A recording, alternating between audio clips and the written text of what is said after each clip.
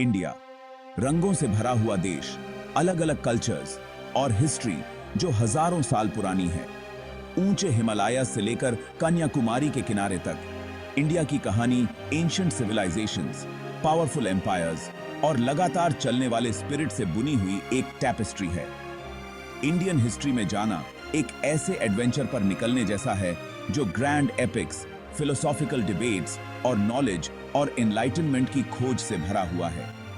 यह एक ऐसी जमीन है जहां अतीत की गूंज आज भी सुनाई देती है, जहां एंशिएंट ट्रेडिशंस और मॉडर्न एस्पिरेशंस मिलते हैं।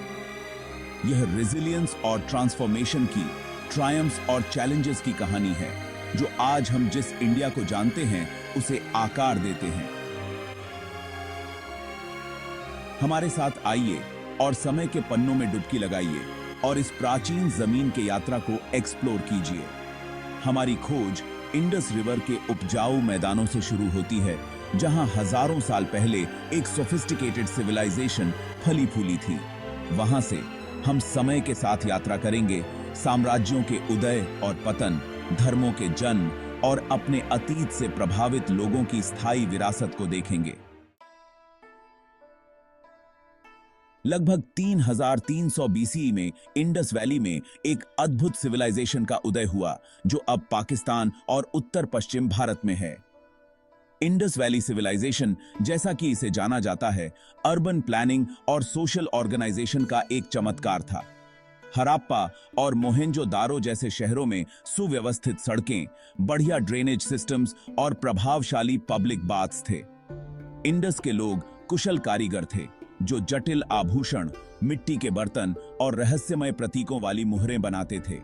वे मेसोपोटामिया के साथ व्यापक रूप से व्यापार करते थे। उनका सामान दूर दूर तक जाता था। उनकी प्रगति के बावजूद इंडस लिपि अभी तक पढ़ी नहीं जा सकी है, जिससे उनकी संस्कृति और विश्वासों के बारे में कई सवाल अनुपी आंसर्ड हैं। लगभग 1900 बीसीई में इंडस सिविलाइजेशन का पतन हुआ, संभवतः जलवायु परिवर्तन या अन्य कारकों के कारण।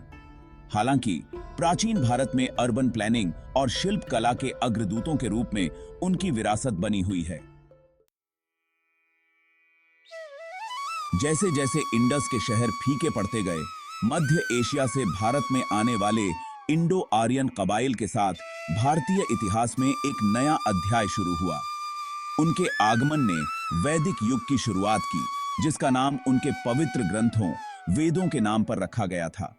वेद भजन, प्रार्थना और अनुष्ठानों का एक संग्रह है जो हमें उस समय के धार्मिक और सामाजिक जीवन की झलक प्रदान करते हैं। इस दौरान दुनिया के सबसे पुराने धर्मों में से एक हिंदू धर्म की नींव रखी गई थी। धर्म की अवधारणा जीवन में एक मार्गदर्शक सिद्धांत के रूप में उभरी। वैदिक युग ने कास्ट सिस्टम का विकास देखा, एक सामाजिक हायरार्की जो आज भी भारतीय समाज को प्रभावित करती है। इस अवधि में शक्तिशाली रियासतों का उदय और महाभारत और रामायण जैसे महाकाव्यों की रचना भी देखने को मिली। ऐसी कहानियां जो भारत और उसके बाहर लाखों लोगों के साथ गूंजती रहती हैं। भाग 4, साम्राज्यों का उत्थान और पतन, मौर्य और गुप्त। 6ठी शताब्दी ईसा पूर्व तक पूरे भारतीय उपमहाद्वीप में कई राज्य और गणराज्य उभर आए थे। इस युग में बौद्ध धर्म और जैन धर्म सहित नए दर्शनों का उदय हुआ, जिन्होंने मौजूदा सामाजिक व्यवस्था और वैदिक परंपराओं को चुनौती दी।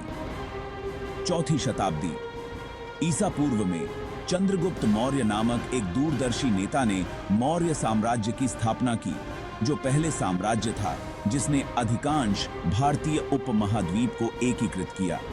उनके पोते अशोक को बौद्ध धर्म में उनके धर्मांतरण और अहिंसा और धार्मिक शासन के प्रति उनकी प्रतिबद्धता के लिए याद किया जाता है। पूरे साम्राज्य में स्तंभों और चट्टानों पर खुदे हुए अशोक के शिलालेखों ने सहिष्णुता और सामाजिक कल्याण को बढ़ावा दिया। मौर्यों के बाद 4ठी शताब्दी सीई में गुप्त साम्राज्य का उदय हुआ, जिसने भारतीय सभ्यता के स्वर्णिम युग की शुरुआत की।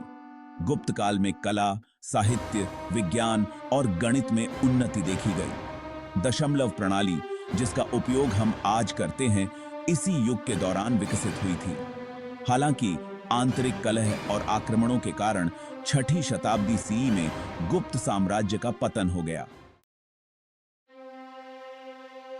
भाग 5, मुगल काल, वैभव और फ्यूजन का युग। सदियों बाद मध्य एशिया से एक नई शक्ति का उदय हुआ, मुगल। 16वीं शताब्दी में बाबर द्वारा स्थापित मुगल साम्राज्य 3 शताब्दियों से भी अधिक समय तक भारत के अधिकांश हिस्सों पर राज करेगा। मुगल अपने भव्य दरबारों, भव्य वास्तुकला और कला के संरक्षण के लिए प्रसिद्ध थे। सबसे महान मुगल सम्राटों में से एक अकबर को उनकी धार्मिक सहिष्णुता और प्रशासनिक सुधारों के लिए मनाया जाता है। उन्होंने गैर मुसलमानों पर जजिया कर को समाप्त कर दिया और सांस्कृतिक आदान प्रदान की भावना को बढ़ावा दिया। मुगल युग में फारसी और भारतीय कलात्मक परंपराओं का मेल देखा गया, जिसने ताजमहल और लाल किला जैसे आश्चर्यजनक वास्तुशिल्प चमत्कारों को जन्म दिया।